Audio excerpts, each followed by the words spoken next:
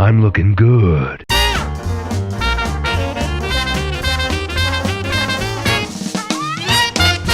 It's time to leave the tarmac roads and roaming around the dirt gravel roads, because today we're going to review Colin Mcrae Rally 2, developed and published by none other than Codemasters, who are very well known to make a lot of racing games, most notably the TOCA franchise, Micro Machines, and the F1 series. The game was released for the PlayStation on July 7, 2000 and the PC version in early December of 2000. The game did also have a Game Boy Advance release in 2002, 2 years after its initial release for the PlayStation 1, which is very interesting.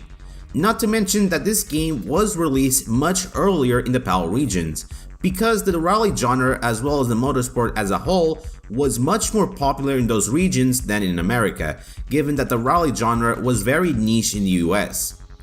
As a kid, I had fond memories of it. I remember getting this game thanks to a magazine called B Gamer, which was a decent video game magazine in Portugal, and every month the magazine bundled with the PC game. Most of them were shovelware, but rarely there were some amazing gems, and this was one of them, and I thought this was the best racing game ever made. Then somehow I lost the PC copy, but I bought the PS1 version when I was 17 just to relive my childhood memories, and the game was still just as good as I remember. But why was it great? Well, let's take a look.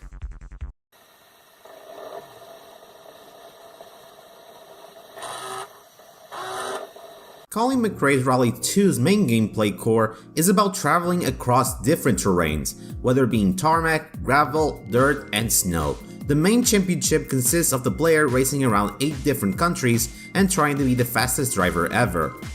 The core gameplay of it is unlike other racing games at the time, where usually the main objective is reaching first place on every track. The main objective of Colin Mcrae Rally 2 is finishing a stage in the fastest way possible. Now, you could say, in a way, it's pretty much like time attack or time trial like in every racing game, but there is more to it than meets the eye. First off, there are checkpoints in every stage. If you pass every checkpoint, you get either a green or a red mark. The green mark indicates that you're in first place, however, the red mark indicates that you're falling below your position and you need to step it up. The checkpoints are useful to see if you're doing good or not. Another thing that makes the championship unique is that each country has 10 to 11 stages, depending on the difficulty you choose. For example, the expert difficulty allows to race the entire country, whereas the intermediate difficulty gives you access to 8 to 9 stages per country. Before beginning the rally event, you will enter to the service area, where you can see what stage you are going to drive and what are the conditions of it. You can also set up your car, and the settings are easy to understand. For example, you can adjust the steering sensitivity if you want to turn quickly, gearbox ratios if you desire more speed or acceleration at the cost of acceleration or speed, suspension settings if you want your suspension being hard in some tracks or soft for some rough tracks, so on and so forth. This service area is pretty important because it's very vital for your success, especially on the expert difficulty. Granted, you could use the same default settings for every event, but you will still struggle in later events one way or another. But wait, there's more. After 2 stages, you will return to the service area, and you can still tinker with some settings or keep them as it is. However, this time around, you have the ability to repair your car. Yes, that's right, you can repair your car. During the races, your car can take damage, whether if you hit something like a tree or a wall. Whatever, the damage can either be light or severe depending how bad it was. Like I said before, you can repair your car in the service area, but there's a catch. See, this timer means that every time you make a change to the settings or repair some parts of your car, the timer will decrease. If it reaches to 0, then you cannot make any modifications. You can undo some changes to get more time left, and this is pretty vital. Let's say you have some parts like the suspension kits or the engine that are severely damaged, whereas the brakes and the headlights have taken little to no damage. You have to prioritize the parts that are more damaged than the others. This makes the championship mode more strategic, if you know what I mean, and if you want your car not to be repaired all the time, then you have to drive perfectly without taking major hits. However, that's only the half the battle. You need to master the art of rally, meaning you have to get used to different terrains like snow, gravel, dirt, and tarmac. When driving different terrains, you need to adapt your driving skills. For instance, in stages with tarmac, you can go very fast without any handling compromises. In gravel, you need to find good balance between speed and handling. And last but not least, we have the snow dirt tracks, where you need to make sure that your 4,000 years of racing skills are on point. Because when driving on snow or dirt, you need to have perfect control of your car, or else you lose time and you will fall behind. This is why the service area is very important. You have to adjust the settings of your car to get the best time on the track. The game is pretty good for both veterans and newcomers, the former who want a greater challenge, whereas the latter wants a more of a casual experience, especially when playing on the beginner difficulty. I myself played the championship mode on the intermediate difficulty, which is pretty neat for me, as for the Dexpert difficulty is very insane. Even I couldn't beat the entire mode. You need to make sure your driving skills are on fucking point. If you make one mistake, then you're done for it and it's your fault. It's called Expert for a reason, because it's only for veterans who master the art of rally and are heavily committed to this game to the fullest. Colin Mcrae Rally 2 Championship mode has 8 countries to race around: Finland, Greece, Sweden, France, Australia, Kenya, Italy, and England. Each country feels very distinct from one another. They have different aesthetics. For example, in Finland it has a lot of tracks that have lots of trees, Greece has a lot of tracks that take place in Greek mountains, France and Italy have mountains with asphalt roads, Sweden is very snowy as fuck, Australia and Kenya look like a desert jungle, and United Kingdom, well, it looks very British. In addition, there are some stages in some countries that take place in the day, night with rain or snow, you name it, making the stages more palatable, and it can also affect your car's handling in a way. In some countries like Greece and Sweden, you come across these special stages, which consist of a head-to-head race to see which one is the fastest. It is actually a nice change of pace if I'm being honest. There are also other modes, like Single Rally, which allows you to roam around the countries to practice your skills, Challenge Mode, which you can race around the special stages of some countries of the Championship mode, which is pretty cool. Colin Mcrae Rally 2 has a great car roster, which is based upon the 2000 World Rally Championship, which is why the game was released in 2000. At the start of the game, you only have 6 cars available, but when progressing through the Championship mode, you will unlock more cars.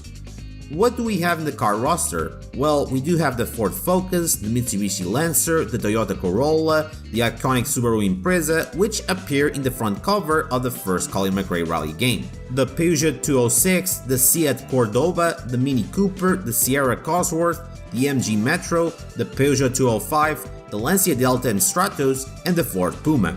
I really like the car roster, it's just a shame that we didn't have the iconic Celica rally car. I mean, we have the Delta and the Stratos, but not this one. Such a shame. A moment of silence for the unfortunate Celica.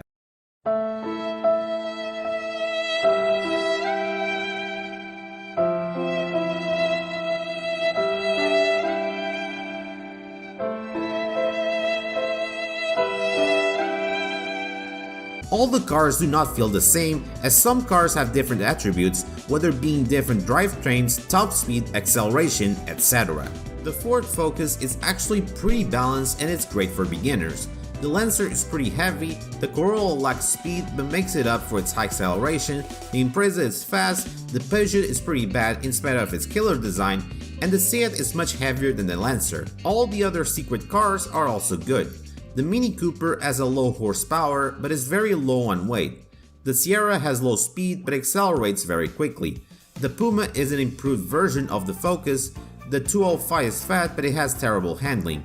The Integral is a solid car, and the Stratos is a different beast who has the FR drivetrain and a high acceleration. Now, if you're tired with the rally mode, which is the meat and potatoes of the game, no worries though, because the game has an arcade mode, which is essentially the same thing you would do on other racing games, racing against 5 other drivers over 3 to 5 laps. There are 2 championship classes, each class has 3 races each. If you win these championship classes, you will unlock alternative paint versions of certain cars like the Lancer, Delta, and the Focus, so that's pretty neat. The car AI in the arcade mode is fine, not bad for the time, as they are aggressive and will do anything to reach first place, especially on the expert difficulty. As I said before, completing the championship mode will unlock more cars, stages, and most importantly, cheat codes. These cheat codes are very hilarious to use. For instance, there's a cheat code that allows you to use fireballs during the race, which is very fucking chaotic. Also, you'd think that you'd be the only driver with that weapon, but no, your rivals can also do that. Not only is fair game, but also so freaking chaotic and hilarious. There's even more cheats like low gravity, faster cars, bouncy collisions, and even turning cars into freaking monster trucks. Now that is what we call pure replayability. I miss those days where those secrets were achieved by conquering the game, rather than paying these cheat codes with real money. The game supports the DualShock controller and the neck-on. The former is fine, but using the neck-on is actually the best way to play it due to analog acceleration and braking features that the controller has, which allows you to drive with better precision. I personally love the physics of the game, and the controls are responsive for a rally game, and it appears that Codemasters managed to make the rally cars control very well, and it shows. Not to mention that it excels as a simcade rally game, especially how they managed to make rally fun for everyone, and driving on gravel, snow, and dirt really was pretty well executed and fun to drive around. Sure, it might be daunting at first if you have never played a rally game before, but you will get used to it eventually.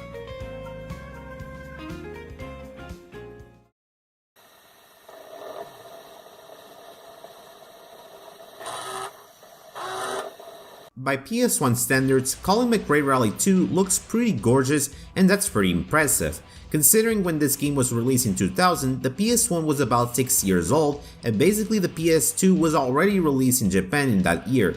Codemasters somehow managed to pull off this game with great PS1 graphics with very few compromises at the time. The car models look very detailed, just as good as the car models from Gran Turismo 2, which also was released in the same year as Colin Mcrae Rally 2 was. The environments, the lightning, shadows, etc. looked pretty amazing on the PS1. Now, while the game looks pretty, it does have its own flaws, that being the frame rate. Now, while the game maintains 30 FPS during the races, it does have some frame drops here and there, especially on the arcade mode, where there are many racers around you. Luckily, you all know by now that there is an emulator named DuckStation that allows you to overclock the CPU of the console to achieve better frame rates. And Colin Mcrae Rally 2 really benefits from this, as you can now play this game at a stable 30 FPS.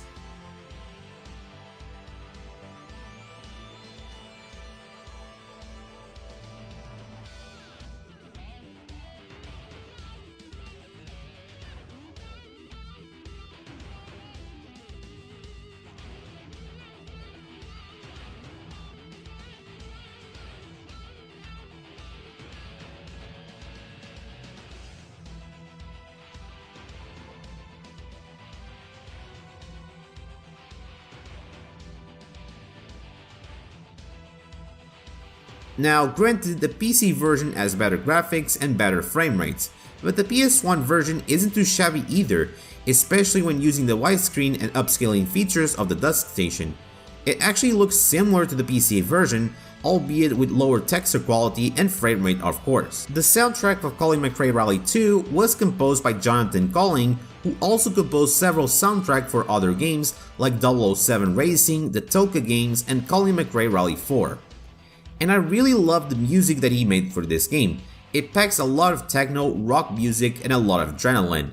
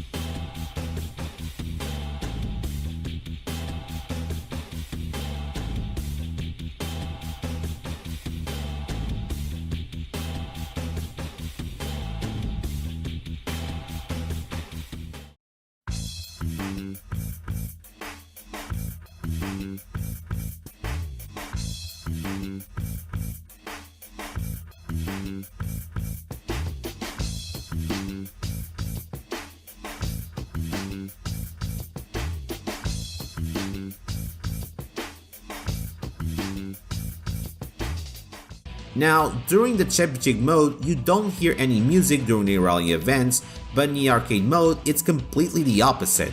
The sound effects are pretty solid, especially the engine sounds, which don't feel the same with each car. However, they do have that iconic vacuum engine sound, which is freaking hilarious.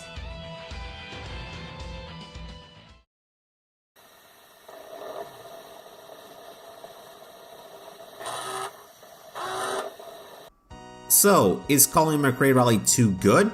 Well, calling it good is an understatement. Here we have a rally game that essentially redefined the rally genre, and to this day it hasn't aged badly. From its amazing rally gameplay and physics to its outstanding soundtrack and graphics, Colin Mcrae had everything going for it and it delivered with magnificent results. Now, there were rally games that were released before Colin Mcrae Rally 2, including V-Rally and the first CMR game, but none of these games ever captured the essence of rally like Colin Mcrae Rally 2 did. And don't get me wrong, there were good games in their own right, but they are not as great as Colin Mcrae Rally 2.